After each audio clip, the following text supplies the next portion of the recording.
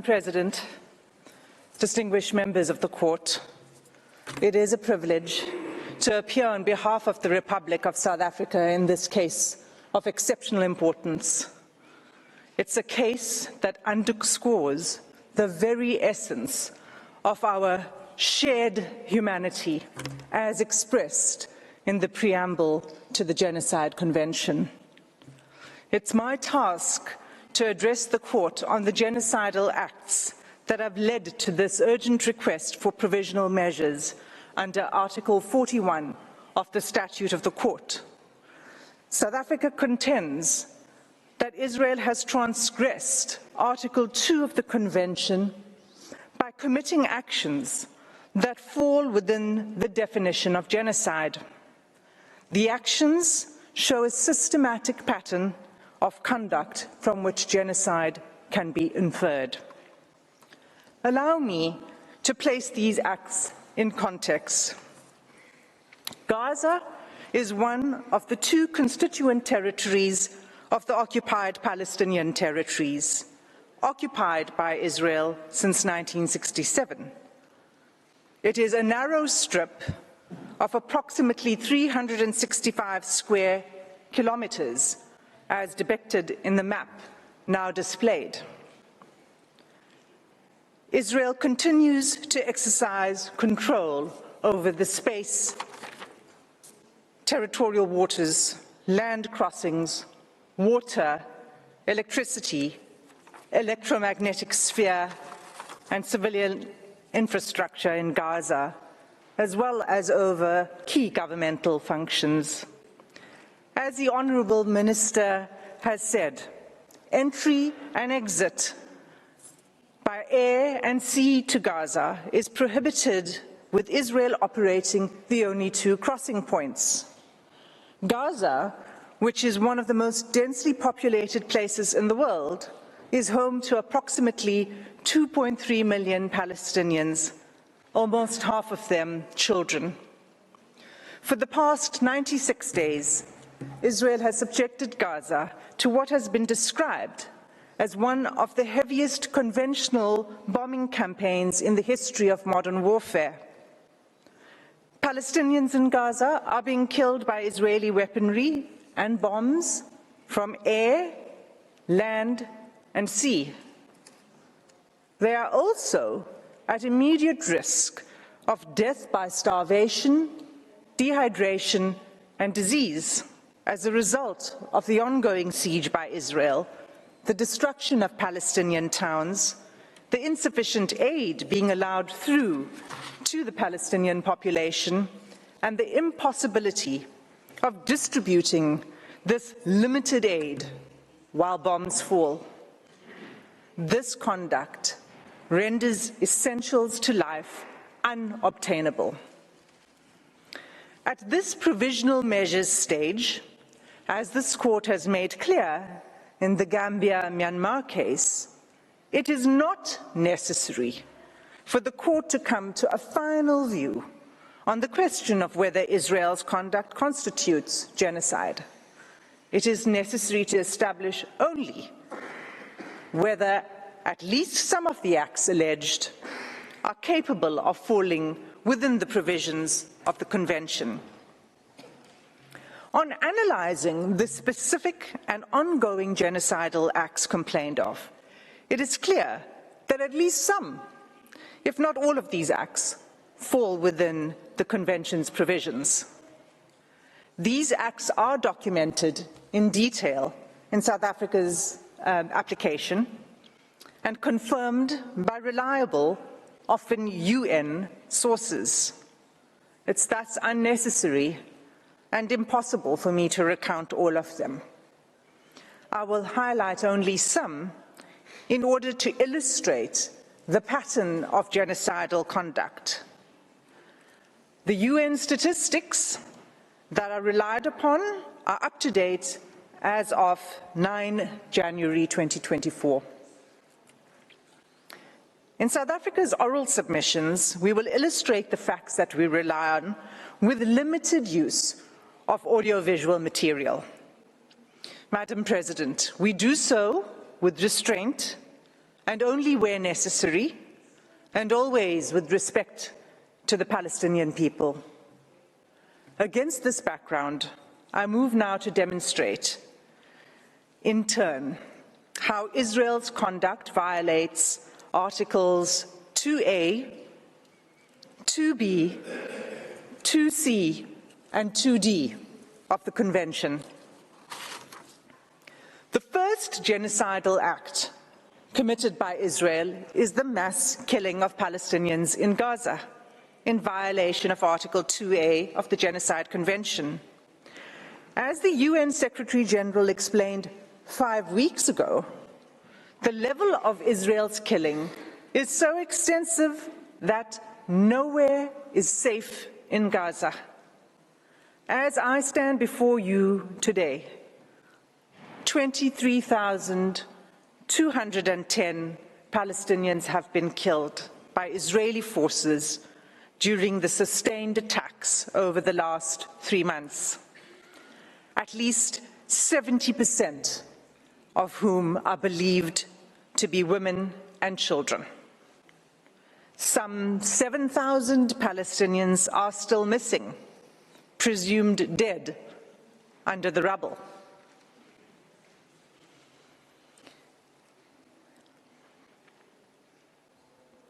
Palestinians in Gaza are subjected to relentless bombing wherever they go.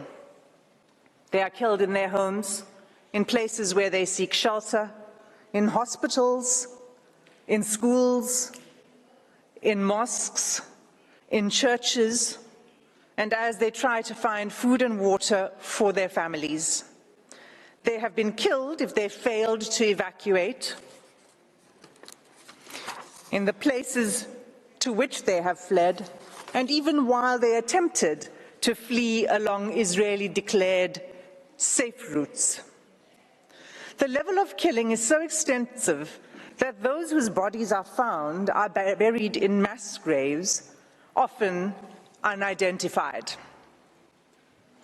In the first 3 weeks alone, following 7 October, Israel deployed 6,000 bombs per week.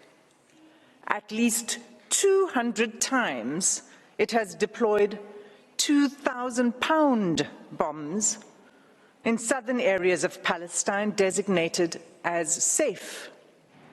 These bombs have also decimated the north, including refugee camps. 2,000-pound bombs are some of the biggest and most destructive bombs available. They are dropped by lethal fighter jets that are used to strike targets on the ground by one of the world's most resourced armies. Israel has killed an unparalleled and unprecedented number of civilians, with the full knowledge of how many civilian lives each bomb will take. More than 1,800 families, Palestinian families in Gaza, have lost multiple family members, and hundreds of multi-generational families have been wiped out, with no remaining survivors. Mothers, fathers, children, siblings, grandparents, aunts, cousins, often all killed together. This killing is nothing short of destruction of Palestinian life. It is inflicted deliberately. No one is spared, not even newborn babies. The scale of Palestinian child killings in Gaza is such that UN chiefs have described it as a graveyard for children. The devastation, we submit, is intended to and has laid waste to Gaza beyond any acceptable legal, let alone humane, justification. The second genocidal act identified in South Africa's application is Israel's infliction of serious bodily or mental harm to Palestinians in Gaza in violation of Article 2B of the Genocide Convention. Israel's attacks have left close to 60,000 Palestinians wounded and maimed. Again, the majority of them women and children. This in circumstances where the healthcare system has all but collapsed. I'll return to this later in my speech. Large numbers of Palestinian civilians, including children, are arrested, blindfolded, forced to undress and loaded onto trucks taken to unknown locations. The suffering of the Palestinian people, physical and mental, is undeniable. Turning to the third genocidal act under Article 2C. Israel has deliberately imposed conditions on Gaza that cannot sustain life and are calculated to bring about its physical destruction. Israel achieves this in at least 4 ways. First, by displacement. Israel has forced the displacement of about 85% of Palestinians in Gaza. There is nowhere safe for them to flee to. Those who cannot leave or refuse to be displaced have either been killed or at extreme risk of being killed in their homes. Many Palestinians have been displaced multiple times as families are forced to move repeatedly in search of safety. Israel's first evacuation order on 13 October required the evacuation of over 1 million people, including children, the elderly, the wounded, and infirm. Entire hospitals were required to evacuate, even newborn babies in intensive care. The order required them to evacuate the north to the south within 24 hours. The order itself was genocidal. It required immediate movement, taking only what could be carried, while no humanitarian assistance was permitted, and fuel, water, and food, and other necessities of life had deliberately been cut off. It was clearly calculated to bring about the destruction of the population. For many Palestinians, the forced evacuation from their homes is inevitably permanent. Israel has now damaged or destroyed an estimated 355,000 Palestinian homes, leaving at least 500,000 Palestinians with no home to return to. The Special Rapporteur on the Human Rights of Internally Displaced Persons explains that houses and infrastructure, I quote, have been razed to the ground, frustrating any realistic prospects for displaced Gazans to return home, repeating a long history of mass forced displacement of Palestinians by Israel. There is no indication at all that Israel accepts responsibility for rebuilding what it has destroyed. Instead, the destruction is celebrated by the Israeli army. Soldiers film themselves joyfully detonating entire apartment blocks and town squares, erecting the Israeli flag over the wreckage, seeking to re-establish Israeli settlements on the rubble of Palestinian homes, and thus extinguishing the very basis of Palestinian life in Gaza. Second, together with the forced displacement, Israel's conduct has been deliberately calculated to cause widespread hunger, dehydration, and starvation. Israel's campaign has pushed Gazans to the brink of famine. An unprecedented 93% of the population in Gaza is facing crisis levels of hunger. Of all the people in the world currently suffering catastrophic hunger, more than 80% are in Gaza. The situation is such that the experts are now predicting that more Palestinians in Gaza may die from starvation and disease than airstrikes.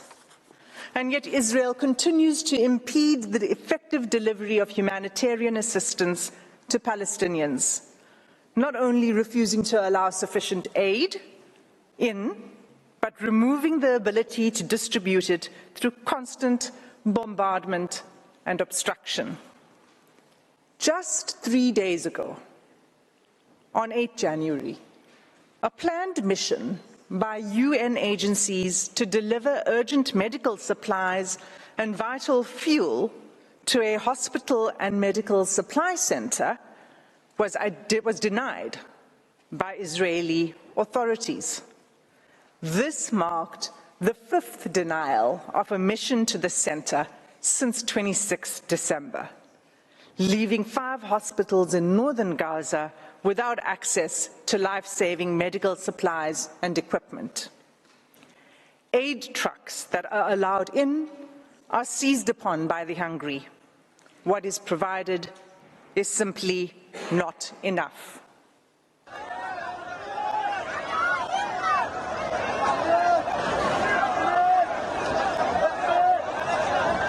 Madam President, members of the court, this is an image of an aid truck arriving in Gaza. Third, Israel has deliberately inflicted conditions in which Palestinians in Gaza are denied adequate shelter, clothes, or sanitation. For weeks, there have been acute shortages of clothes, bedding, blankets, and critical non-food items. Clean water is all but gone, leaving far below the amount required to safely drink, clean, and cook. Accordingly, the WHO has stated that Gaza is experiencing soaring rates of infectious disease outbreaks.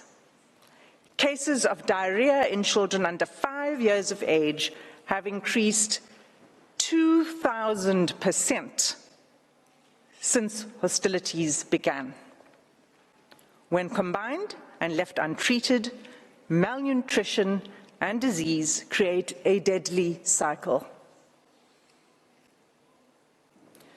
The 4th genocidal act under Article 2B is Israel's military assault on Gaza's healthcare system, which renders life unsustainable. Even by 7 December, the UN Special Rapporteur on the right to health noted that the healthcare of infrastructure in the Gaza Strip has been completely obliterated. Those wounded by Israel in Gaza are being deprived of life-saving medical care. Gaza's healthcare system, already crippled by years of blockade and prior attacks by Israel, is unable to cope with the sheer scale of the injuries. Finally, the UN Special Rapporteur on Violence Against Women and Girls has pointed to acts committed by Israel that would fall under the 4th category of genocidal acts in Article 2D of the Convention. On 22 November, she expressly warned the following: the reproductive violence inflicted by Israel on Palestinian women, newborn babies, infants, and children could be qualified as acts of genocide under Article 2 of the Genocide Convention, including imposing measures intended to prevent births within a group.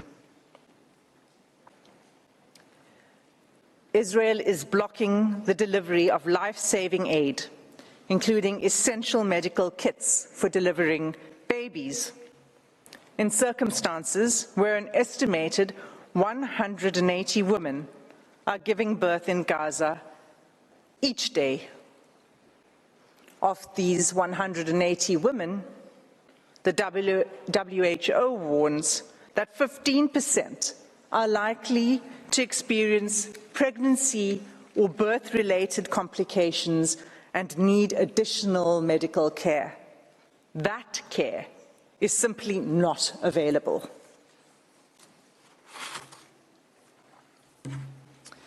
In sum, Madam President, all of these acts, individually and collectively, form a calculated pattern of conduct by Israel, indicating a genocidal intent. This intent is evident from Israel's conduct in specially targeting Palestinians living in Gaza, using weaponry that causes large-scale homicidal destruction, as well as targeted sniping of civilians, designating safe zones for Palestinians to seek refuge, and then bombing these, depriving Palestinians in Gaza of basic needs: food, water, healthcare, fuel, sanitation, and communications, destroying social infrastructure, homes, schools, mosques, churches, hospitals, and killing, seriously injuring, and leaving large numbers of children orphaned. Genocides are never declared in advance. But this court has the benefit of the past 13 weeks of evidence that shows incontrovertibly a pattern of conduct and related intention that justifies a plausible claim of genocidal acts. In the Gambia-Myanmar case, this court did not hesitate to impose provisional measures in relation to allegations that Myanmar was committing genocidal acts against the Rohingya within the Rakhine state. The facts before the court today are sadly even more stark, and like the Gambia-Myanmar case, deserve and demand this court's intervention. Every day, there is mounting irreparable loss of life, property, dignity, and humanity for the Palestinian people. Our news feeds show graphic images of suffering that has become unbearable to watch. Nothing will stop the suffering except an order from this court. Without an indication of provisional measures, the atrocities will continue, with the Israeli Defense Force indicating that it intends pursuing this course of action for at least a year. In the words of the UN Under-Secretary General on 5 January 2024, I quote, "You think getting aid into Gaza is easy? Think again. 3 layers of inspections before trucks can even enter. Confusion and long queues. A growing list of rejected items. A crossing point meant for pedestrians, not trucks. Another crossing point where trucks have been blocked by desperate, hungry communities. A destroyed commercial sector. Constant bombardments, poor communications, damaged roads, convoys shot at, delays at checkpoints, a traumatized and exhausted population crammed into a smaller and smaller sliver of land, shelters which have long exceeded their full capacity, aid workers themselves displaced, killed. This is an impossible situation for the people of Gaza and for those trying to help them. The fighting must stop." Close quote. Madam President, members of the court, that concludes my section on the genocidal conduct of Israel. I thank you for your patient attention, and I ask that you call Advocate Mukatobi to the podium